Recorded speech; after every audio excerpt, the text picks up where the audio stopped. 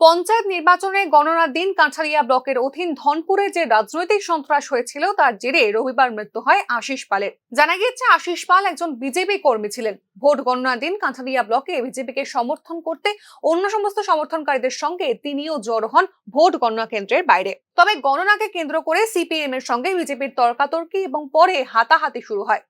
এর ফলে গুরুতরভাবে আহত হন আশিস পাল। বিজেপির তরফ থেকে অভিযোগ করা হয়েছে সিপিআইএম এর বিধায়ক শ্যামল চক্রবর্তী এই খুনের সঙ্গে জড়িত। তিনি এবং তার দুর্বৃত্ত বাহিনী আশিস পালের মাথায় আঘাত করেন। বর্তমানে ঘটনাকে কেন্দ্র করে ক্ষোভে ফেটে পড়ছে সোনামুড়া বিলোনিয়া সড়কের নতুন বাজার এলাকার বিজেপি কর্মীরা। তারা দুপুরে পথ অবরোধ করে বিক্ষোভ দেখান। মূলত বিষয়টা হলো, আপনারা জানেন সবাই, আমাদের তিস্তার পঞ্চায়েত নির্বাচন যে 8 তারিখে নির্বাচন আপনারা দেখেছেন, সুষ্ঠুভাবে আমরা কাঠালিয়া ব্লকে নির্বাচন করেছিলাম। তদ্রূপ আমরা 12 তারিখে গণনায় কেন্দ্র করে আমাদের ভারতীয় জনতা পার্টির আমরা জয় নিশ্চিতে ভেবে আমরা সবাই গিয়েছিলাম। তদ্রূপ সিপিএম কংগ্রেস থেকে একদল আমাদের সোনামুড়া বিধানসভার যিনি বিধায়ক শ্যামল চক্রবর্তীর নেতৃত্বে এক দস্যু বাহিনী আমাদের ভারতীয় জনতা পার্টি কার্যকর্তার উপর হামলা করেছিল। তারা বেজি মারার জয়কে উপেক্ষা করে পরবর্তী রেজাল্টের চিন্তা ভাবনা না করে আমাদের ভারতীয় জনতা পার্টির কার্যকর্তার উপরে নির্মমভাবে অত্যাচার করেছিল।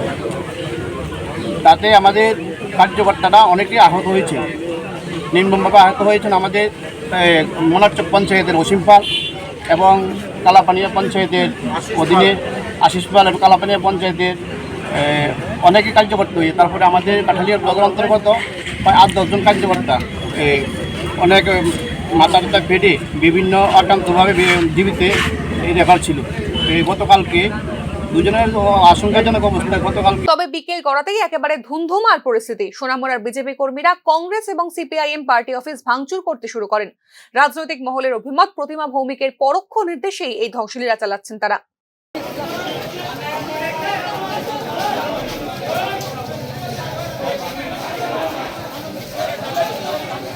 বর্তমানে একেবারে উত্তপ্ত পরিস্থিতি বিরাজ করছে গোটা সোনামুড়া জুড়ে। Bureau report, news now.